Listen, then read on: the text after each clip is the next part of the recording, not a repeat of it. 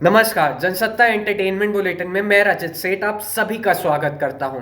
इस बुलेटिन में हम आपको बताएंगे एंटरटेनमेंट जगत से जुड़ी सारी बड़ी खबरें। तो शुरुआत करते हैं नोरा फतेही और जैकलीन फर्नांडिस से। नोरा फतेही ने दिल्ली हाई कोर्ट में जैकलीन फर्नांडिस के खिलाफ मानहानि का केस ठोक दिया है। क्या है पूरी कहानी, देखिए। महाठग के चलते आपस में भिड़ी बॉलीवुड की दो अदाकाराएं। नोरा फतेही ने किया जैकलीन फर्नांडिस पर केस।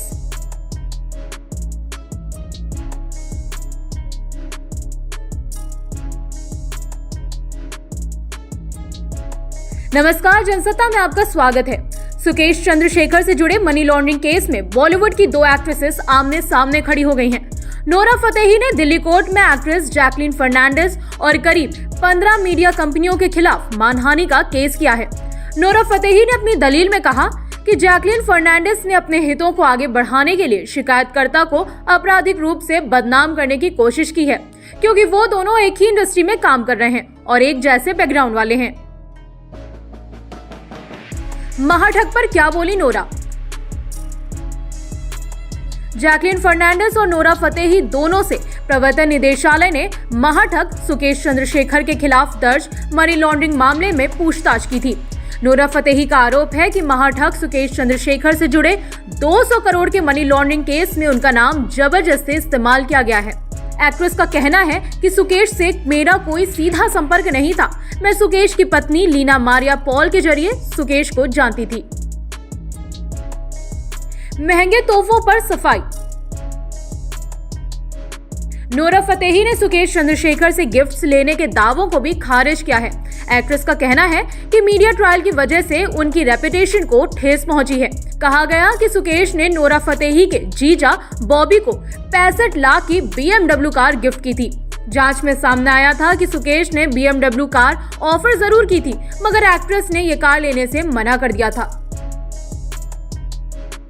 जैकलीन के आरोप।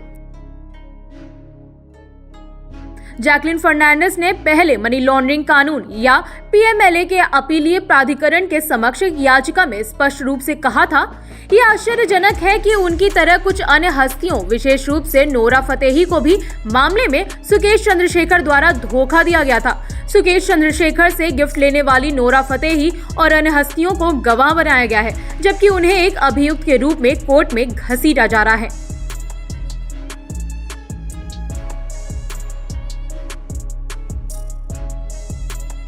कैट वेब सीरीज की स्टार काव्या थापड़ ने बताया उनको कितना मजा आया रणदीप हुड्डा के साथ काम करने में। देखिए उन्होंने क्या कुछ कहा जनसत्ता की इस एक्सक्लूसिव इंटरव्यू में। इवन सीरियस टॉपिक्स में मैं थोड़ी कम ही सीरियस रहती हूँ। मुझे ट्रोल्स बहुत पसंद है, मुझे मीम्स वगैरह बहुत पसंद है। आजकल आप किसी प्रोड्यूसर या डायरेक्टर को आप अपना नाम बताओ, they instantly go on Instagram and they see कि अरे कौन है, क्या है। ऑडियंस अब बेवकूफ़ नहीं है।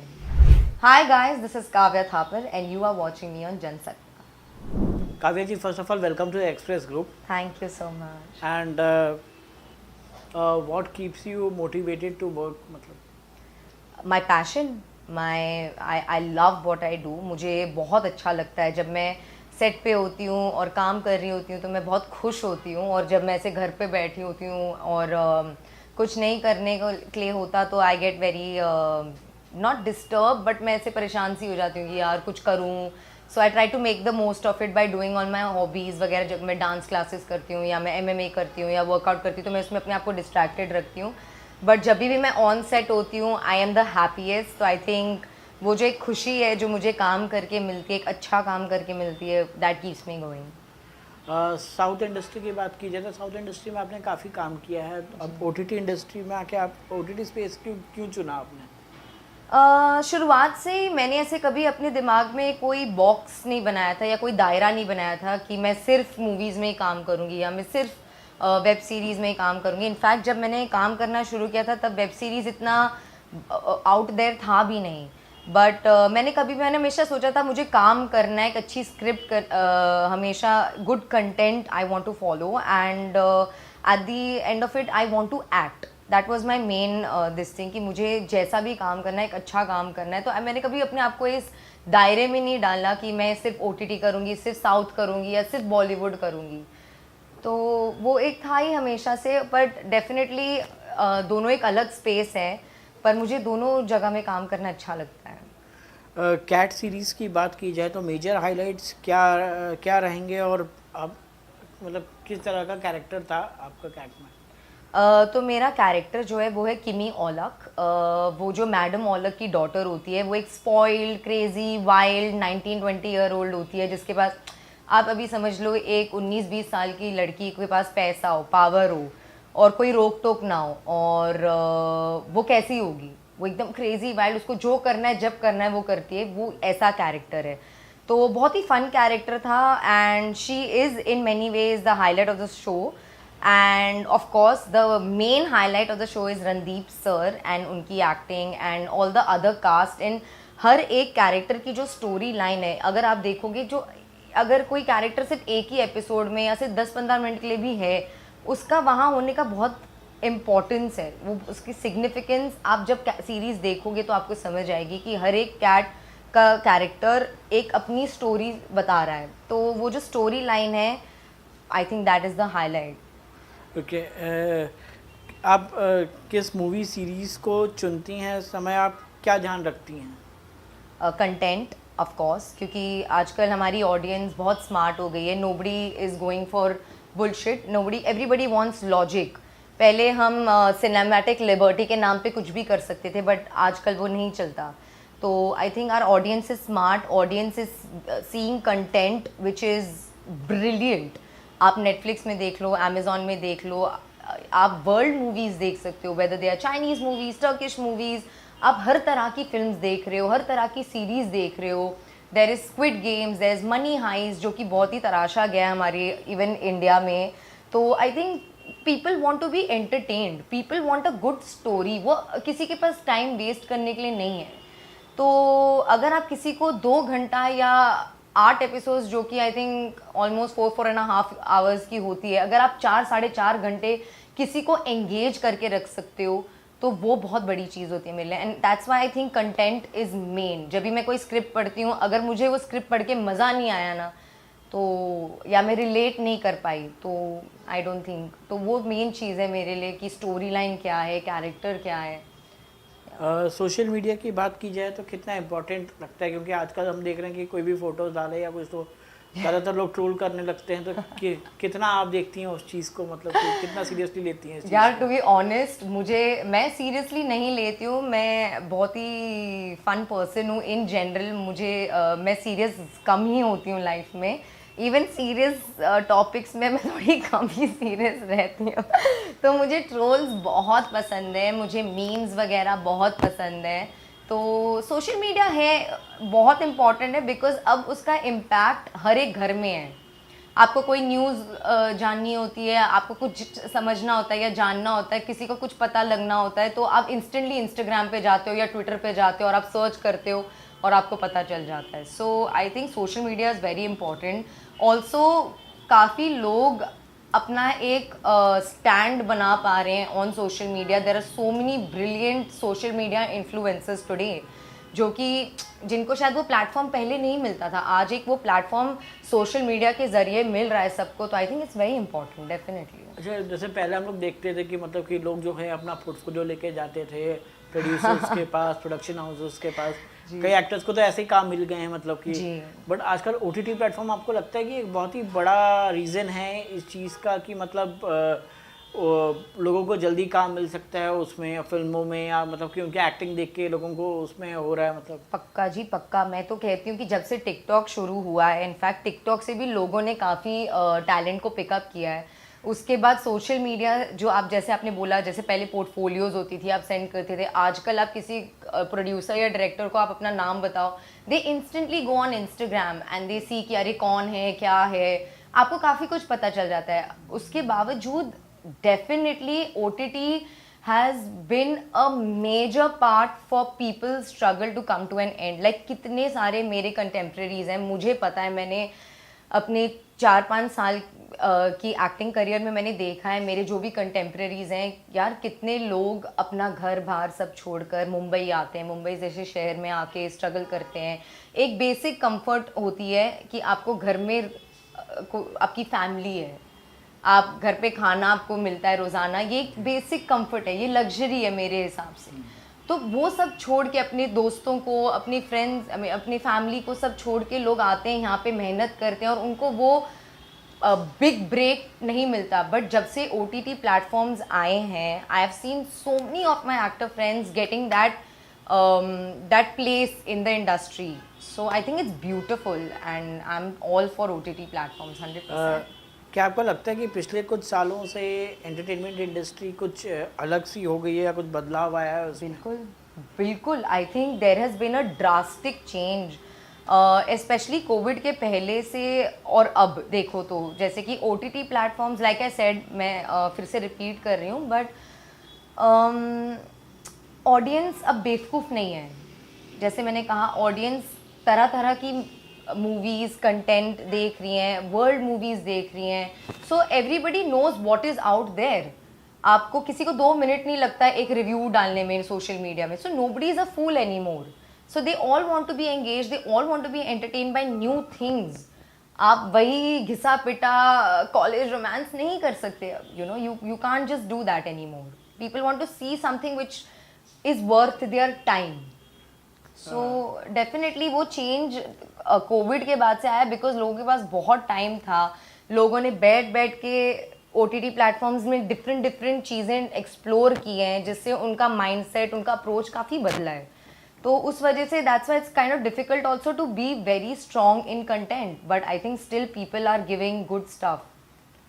मीडिया रिपोर्ट्स की बात की जाए तो आप जो है हमने सुना है कि आप जो है रवि तेजा के साथ भी काम कर रही हैं, प्लस आप अमेजोन में शाहिद कपूर के साथ भी काम करने वाली हैं। तो कैसे देखती हैं आप इस बदलाव को अपने उसमें कितना, और मतलब कि काम करते हुए कैसा लगा? मतलब दो अपने अपने उसमें लेजेंड है अपनी अपनी इंडस्ट्री में, तो क्या कहेंगे उसके बारे में?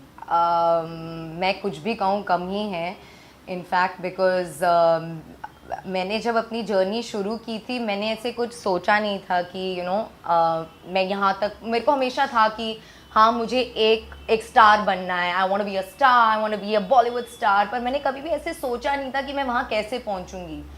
आई have just taken, I think, 1 project at a time, और मेरे लिए ये बहुत बड़ी ब्लेसिंग है, और I think it's a grace of God. और मैं अपने गुरुजी को थैंक यू बोलती हूँ कि मुझे इस मुकाम तक पहुंचने मिला, वो भी इतने जल्दी अपने करियर में। जैसे मैंने कहा, मेरे काफ़ी कंटेम्प्रेरीज हैं जिनको मैं देखती हूँ जो कि अब तक स्ट्रगल कर रहे हैं, उन्हें वो मुकाम या वो नहीं मिल पाया स्टेज अपनी लाइफ में। तो if I have got this opportunity, तो मैं अपने आप को बहुत ब्लेस्ड एंड ग्रेटफुल मानती हूँ। कहीं ना कहीं आपका ये कॉन्शियस स्टेप था कि मतलब साउथ इंडस्ट्री में पहले काम कर लो, फिर बॉलीवुड इंडस्ट्री में आके खुद ब खुद ऐसे काम मिलेगा? नहीं, ऐसा नहीं, क्योंकि हमने देखा है कि पहले भी एक्ट्रेसेस काम करती, जैसे रेखा हुई, श्रीदेवी हुई, तो उन्होंने पहले साउथ के उसमें काम किया, फिर यहाँ पे आके उनको अच्छे ब्रेक मिले, अच्छे काम ले। तो क्या आपका ये कॉन्शियस डिसीजन था ये? नहीं, एक्चुअली ये नहीं था, क्योंकि जब मैंने अपनी फर्स्ट तेलुगु मूवी की थी, मुझे नहीं पता था कि एक्ट्रेसेस पहले साउथ में काम करती हैं, फिर वो बॉलीवुड में भी, मुझे वो था ही नहीं, मुझे बस मूवी करनी थी। तो जब मुझे मेरी फर्स्ट तेलुगु मूवी मिली, मैंने कहा ओ माय गॉड, मैं बनूंगी एक मूवी की हीरोइन अकेली, वो मेरे लिए सबसे बड़ी बात थी तभी। तो एंड इनफैक्ट साउथ इंडस्ट्री तब तक इतना बाहर भी नहीं आया था, बाहुबली भी तभी नहीं आई थी, रिलीज़ नहीं हुई थी। तो जो एक्सेप्टेंस साउथ इंडस्ट्री को मिला है बाहुबली के बाद, and even Pushpa and etcetera etcetera, वो तब नहीं था। मैं तो इसी में एक्साइट हो गई थी कि मुझे एक मूवी की सोलो हीरोइन बनने मिलेगा। तो आई थिंक मैंने ऐसे कोई कॉन्शियसली वो स्टेप नहीं लिया, but I am very happy कि मैंने वो स्टेप लिया और मेरे को साउथ में भी काम करने मिलता है। फ्यूचर प्रोजेक्ट्स के बारे में बात की जाए तो क्या क्या फ्यूचर प्रोजेक्ट्स हैं आपके? मतलब जैसे भी आपने बताया, there is this Ravi Teja movie, I am also doing a V Anand film with Sundeep Kishan which is again Telugu. I am also doing a Tamil movie with Vijay Antony sir which is Pichaikkaran 2, and एक और मेरी वेब सीरीज़ जल्दी आ रही है राजन डी के सर के साथ as my director and Shahid as my parallel lead. So ये थोड़ा बहुत है। ओके, लास्टली क्या मैसेज देना चाहेंगे आप फैंस को? I love you all, thank you कि आपने मुझे एक्सेप्ट किया, मुझे इतना प्यार दिया। और मैं रोज़ाना देखती हूँ कि आप लोग सब मुझे इतने मैसेजेस करते हैं फेसबुक, इंस्टा पे, एंड मैं हर किसी का रिप्लाई तो नहीं कर पाती, पर मुझे बस आपको दिल से थैंक यू बोलना है कि आपने मुझे इतना प्यार दिया है। कभी कभी मुझे ऐसा लगता है कि मैंने ऐसा क्या किया है या मैं इतनी स्पेशल तो नहीं हूँ, बट आप लोग मुझे रोज़ाना अपने वे में स्पेशल फील कराते हैं, उसके लिए thank you, thank you, thank you. Muskan Bamne यानी पाकी ने बताया जनसत्ता की एक्सक्लूसिव इंटरव्यू में अनुपमा का अपकमिंग ट्विस्ट। पाखी ने दोनों घरों को सर पे उठा के रखा है, इससे क्या हो गया? आपकी तो रियल लाइफ में भी मम्मी मिडिल क्लास ही है। Hi, this is Muskan Bamne and you watching me on Indian Express Jansatta. Hello and Paki, welcome to Jansatta. Firstly congratulations. Show की अगर टीआरपी की बात करो तो कांस्टेंट बहुत ही अच्छी है एंड हमेशा से नंबर 1 ही रही है। तो जब शूट करते हो या जब भी जहन में आता है तो फिर कितना वो बैगेज फील होता है व्हाइल शूटिंग कि भाई हमारा टीआरपी आया तो उस हिसाब से हमें भी जो है उस तरीके से जो है रहना है, सीन्स करना है।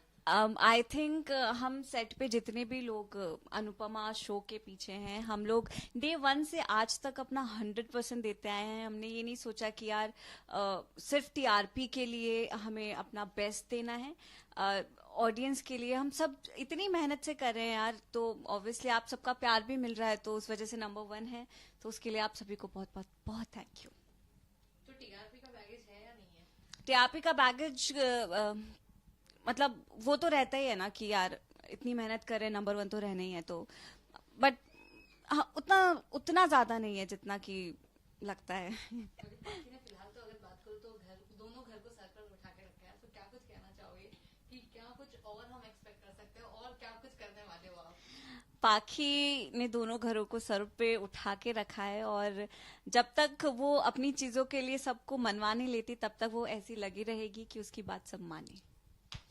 एंड क्या कुछ अगर मैं बात करूँ कि फैंस को कुछ बताना चाहोगे, हिंट देना चाहोगे अपकमिंग शूट के बारे में, तो क्या बताना चाहोगे, क्या ट्विस्ट आने वाला है? अभी तो फिलहाल रीसेंट ट्विस्ट है, पाखी का ही ट्विस्ट चल रहा है। वो कैसे सबको ऐसे ऐसे करके सबके बीच में लड़ाइयाँ करवाती है। लड़ाइयाँ करवाती नहीं है, बट सब पाखी को लेके इतना सेंसिटिव और वो है कि घर की बच्ची है, तो कैसे सब फैमिलीज दोनों हैंडल करती है एक दूसरे को, वो सब चल रहा है। ओके, एंड इसके अलावा अगर बात करूँ तो फैंस कई बार ऐसे होते हैं कि जो कैरेक्टर देखते हैं उसी को लाइक रियल लाइफ में भी पोर्ट्रेट करता है। तो कभी अगर पॉजिटिव रोल है तो बहुत ही प्यार मिलता है, जब नेगेटिव हो जाता है तो उतना ही जो है फैंस क्रिटिसाइज भी करते हैं। जी। तो आप इन सबको कितना मतलब आपको अफेक्ट करता है, फिर आप उसको किस तरीके से देखते हैं? अफेक्ट करता है, ऑब्वियसली 100% करता है। अभी रिसेंटली कुछ हुआ भी था कि किसी ने मैंने मम्मी और दादी के साथ पिक्चर डाली थी, तो उस पे किसी आंटी ने कमेंट किया कि अब ऐसा तो नहीं है कि जैसे मैं अनुपमा को बोलती हूँ कि middle class middle class middle class, अब मम्मी के साथ स्वीट घर वाला पिक्चर डाला तो वो आंटी ने कमेंट किया कि आपकी तो रियल लाइफ में भी मम्मी मिडिल क्लास ही है। तो मतलब हाउ कैन यू जज अ मदर, और आप ऐसे कैसे कमेंट कर सकते हो? तो वो फर्स्ट टाइम था कि मैंने कमेंट्स पढ़े और उनको रिप्लाई भी किया था, फिर आया भी था 1-2 जगह, but I felt really bad यार कि आप एक माँ हो के, वो भी आंटी थी, ऑब्वियसली होंगे उनके भी बच्चे, अगर नहीं हुए तो आगे होंगे, उनको पता चलेगा कि आप माँ को जज नहीं कर सकते हो यार। तो आई फेल्ट बैड। अगर बात करूँ मैं रियल लाइफ में और बाकी कैरेक्टर में कितनी सिमिलरिटीज है, कितना डिफरेंस है? सिमिलैरिटीज तो बिल्कुल भी नहीं है, आई एम जस्ट ऑपोजिट हर, तो या कुछ भी सिमिलैरिटी नहीं है।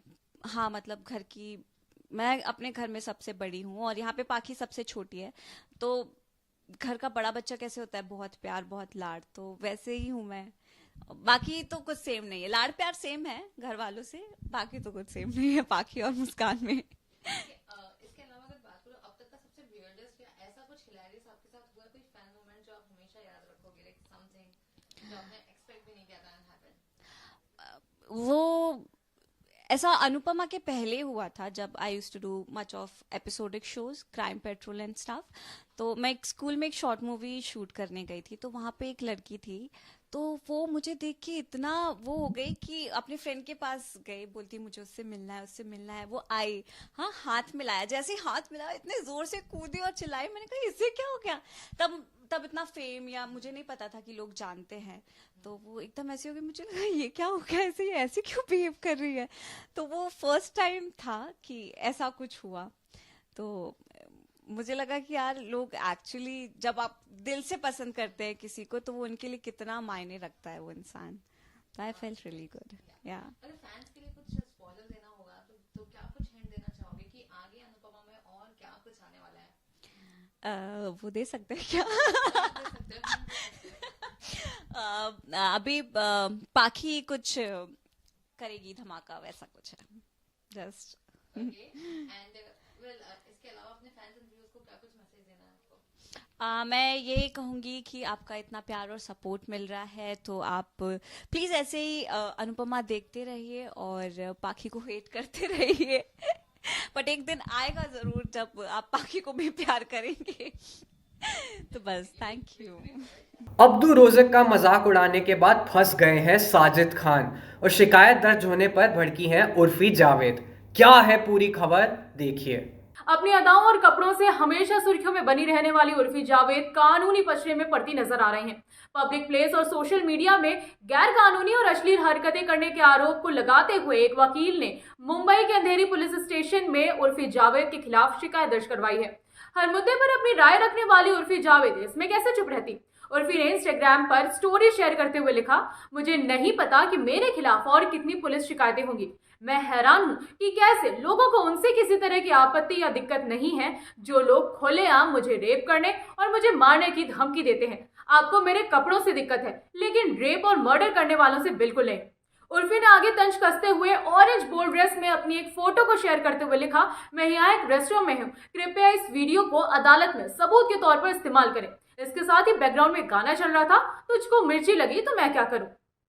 टीवी का पसंदीदा रियलिटी शो बिग बॉस 16 को शुरू हुए 2 महीने से ज्यादा का समय हो चुका है। शो में इन दिनों खूब ड्रामा देखने को मिल रहा है। शो को शुरू हुए 73 दिन हो गए हैं और शुरुआत से लेकर अभी तक एक कंटेस्टेंट की लोकप्रियता लगातार बनी हुई है और वो है तजाकिस्तान के रहने वाली अब्दू रोज़िक। लेकिन हाल ही में कुछ कंटेस्टेंट्स ने उनके साथ कुछ ऐसा कर दिया जिसकी वजह से साजिद खान सहित बाकी घर के सदस्य नेटिजन्स के निशाने पर आ गए हैं। दरअसल हाल ही में निमृत कौर अहलुवालिया का जन्मदिन था। निमृत के बर्थडे को यादगार बनाने के लिए अब्दू कुछ खास करना चाहते थे। इसके बाद साजिद अब्दू को अपनी बॉडी पर निमृत के लिए खास मैसेज लिखने को कहते हैं। साजिद शिव के ग्रुप ने अब्दू के कपड़े उतरवा कर उनकी फ्रंट बॉडी पर लिपस्टिक से लिखा हैप्पी बर्थडे निमी और बैक पर एक गंदा सा मैसेज लिखा। निमृत अब्दू का मैसेज देखकर काफी खुश हो जाती हैं। दूसरी तरफ शिव, साजिद और दूसरे सदस्यों को अब्दू की पीठ पर लिखे मैसेज को देखकर हंसते हुए भी देखा जा सकता है, जिस पर यूजर्स बुरी तरह से भड़क गए हैं और अपनी नाराजगी जाहिर कर रहे हैं। बॉलीवुड के दिग्गज अभिनेता सुनील शेट्टी की बेटी और एक्ट्रेस साथिया शेट्टी और भारतीय टीम के ओपनर बल्लेबाज केएल राहुल के अफेयर की खबरें काफी समय से सामने आ रही हैं। हालांकि इस कपल ने कभी अपने रिलेशनशिप को लेकर कोई आधिकारिक बयान नहीं दिया, लेकिन दोनों को कई मौकों पर एक साथ देखा गया और केएल राहुल के कई मैचेस में भी अतिया गई हैं। मीडिया रिपोर्ट्स में कहा जा रहा है कि अतिया और केएल राहुल जल्द ही शादी के बंधन में बंधने वाले हैं। पिंक विला की एक रिपोर्ट के मुताबिक अतिया शेट्टी और केएल राहुल जनवरी 2023 के आखिरी हफ्ते में शादी कर सकते हैं। फिल्म गदर 2 में एक बार फिर से पाकिस्तान से जंग दिखाई जाएगी और जवान के रोल के लिए इंदौर के 200 जवान लड़कों को चुना गया है। ये सभी नौजवान इंदौर फिजिकल एकेडमी इंदौर में रहकर भारतीय सेना की तैयारी कर रहे हैं। फिलहाल 62 जवान फिल्म की शूटिंग कर रहे हैं। ये शूटिंग 22 दिन तक चलेगी। फिल्म में भारत पाकिस्तान के बीच लड़ाई का सीक्वल फिल्माया जा रहा है। इसी के लिए इंदौर के नौजवान लड़कों को साइन किया गया है। तो आज की एंटरटेनमेंट बुलेटिन में बस इतना ही। एंटरटेनमेंट से जुड़ी सारी खबरों के लिए बने रहिए जनसत्ता के साथ।